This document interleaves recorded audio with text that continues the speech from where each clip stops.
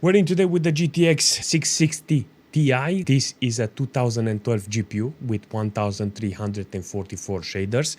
It's got 3 gig of VRAM GDDR5 running at 1006 MHz on the core clock and 1502 MHz on the memory clock. It's got 192 bits bus width, DirectX 11 support, and we're gonna pair it up with this Intel i7 7th Gen, and we're gonna take it for a spin. I'm gonna jump in a couple of games and see how this 12 years old video card is holding today. This is gonna be interesting to see how Fortnite is working with this video card today. I'm on performance mode 1080p and I think 100% render scale. Let's check it out and see. 100% render scale, yep. Performance mode and 1080p. Already in the air with so many FPS. I like this video card. Seriously, I think this is a great video card overall. Averaging really well, you know, over nearly 200 FPS on average. Yeah, I think this is quite a nice performance. You can actually see that the core is reaching 90% load, 1.7 gig of VRAM in Fortnite, you know. But yeah, it's got 3 gig available. This is actually a fantastic, how should I say, model from this GTX series, you know, from the 600 series. And I'm expecting to find games that actually uses that memory. Nevertheless, this will be a challenge, so interesting thing to see today in Fortnite. After so many years of optimization, I want to see how the GPU is performing. It's not the worst game for this video card. I will say overall this is a great experience. Still didn't manage to reach 2000 megabytes of VRAM. That's actually important for our video card because I want to see if I can validate that amount of VRAM, you know. So I turn on the fan because I want the GPU to stay under 70. Let's see if it's staying under 70 degrees. Going to be very interesting because the performance is top notch, you know, over 100 FPS on average. I will say this is a big win for the video card.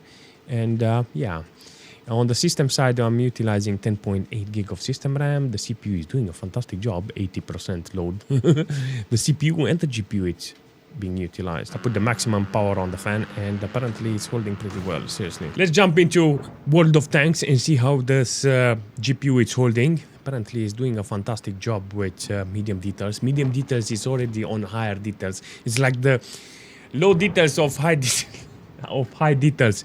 I'm not gonna lie, I wanted to see this quality because it feels very, how should I say, very good for the video card. I want to see if I can put this video card in its place and use that amount of VRAM.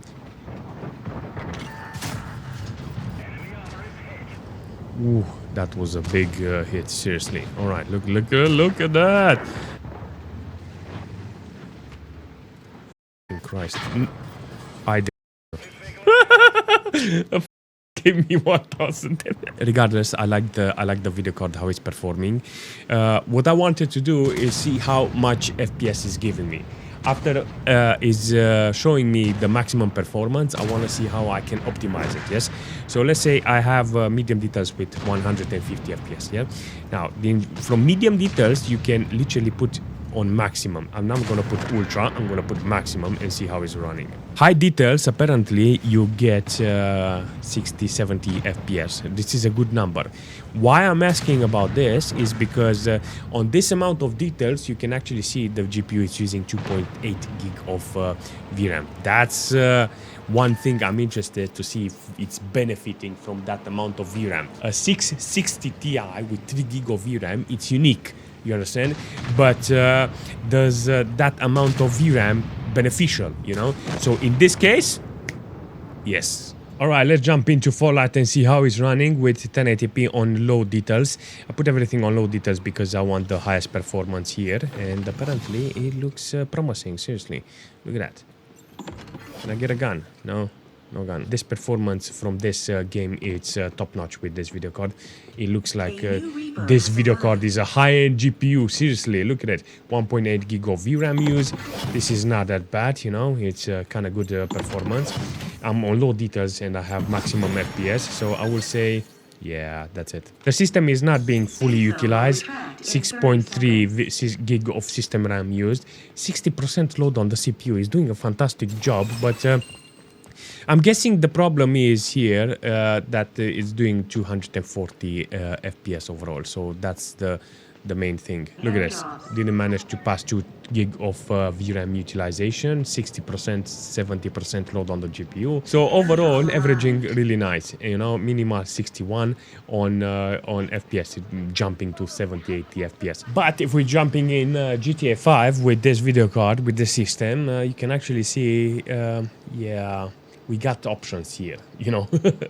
We got a lot of options, and I have to play around in order to see how the system is holding, you know. So I got DirectX 10, and everything is on normal, no upscaling, no nothing, no modification. The only thing I have here is just a flat 1080p detail with normals. In this case, you can actually see that the system is doing a fantastic job. The GPU is reaching 2 gig of VRAM. 3 gig, it's got this video card, so we want to see how much is averaging on a normal situation, because if I have a video card that has only 1.5 gig of VRAM, because this is a generic one, 2 gig of VRAM is a generic 600 series video card, you know, but 3 gig of VRAM, it's something very unique from 600 series. And if I have this amount of VRAM, I want to see if it's possible to use it, you know. Can I benefit from this 3 gig of VRAM in GTA 5? Let's see. On the core side, you can actually see it's under 80, around 80% load, you know, and this is kind of good for the GPU and the core, you know, the temperature and everything, because it doesn't stress the GPU. But what do you think about Counter-Strike? Let's see how this GPU is working. Oh, damn. This is how I set up the game.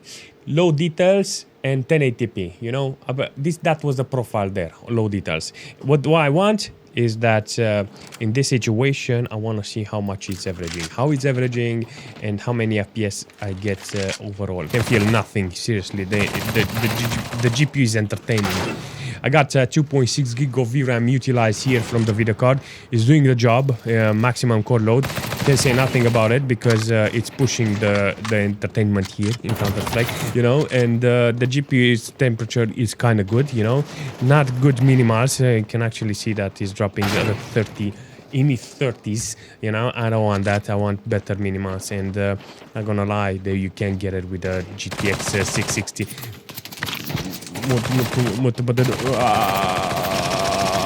It's good to know that this video card can actually push Counter-Strike like this. Not going to lie, I wish I had better specs on the video card, but yeah, that's it.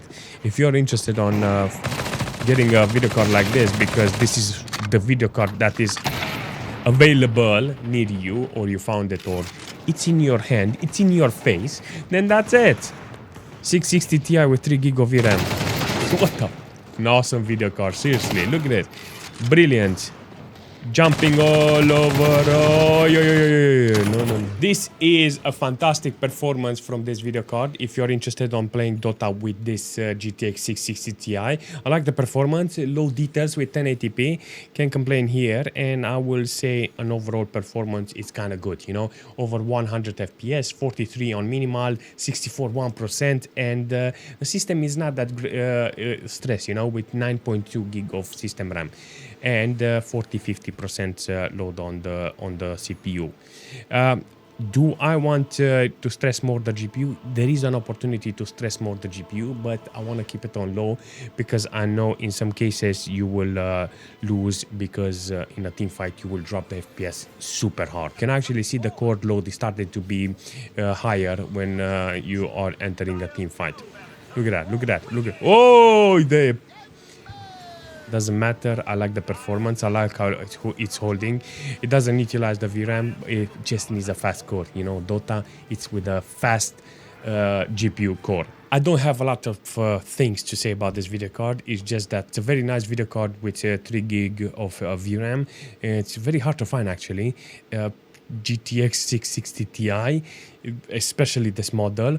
I think if you manage to find one, it's worth it to keep it on the library, or maybe to keep it as a spare. This is the only thing I can recommend, to keep this GPU as a spare if you have one. If you can see it in front of you and the GPU is cheap, it's worth it, because it's got DirectX 11 support and 3 gig of VRAM. Only if you find it cheap. It's not worth it because with 3 gig of VRAM, there are GPUs that do much better. You know, for instance, a 1060. You know, I don't think you can find 1050 with 3 gig, but there is a couple of models that were been in another region, and I think, yeah, if you find them, it's good for you. But there are a lot of video cards with 3 gig of VRAM. Disregarding that, if it's cheap, it's worth it. I love this model because it's a KFA2 model and KFA model, and they're not very, how should I say, easy to find, you know, so for collection it's kind of fantastic. Aside from that, no. As a spare GPU, this is good. As a secondary machine, this is good. If you want to build a computer and maybe you don't want to invest money in a video card, you can keep a video card like this and run it with a newer CPU until you build up for a better GPU. I like the GPU.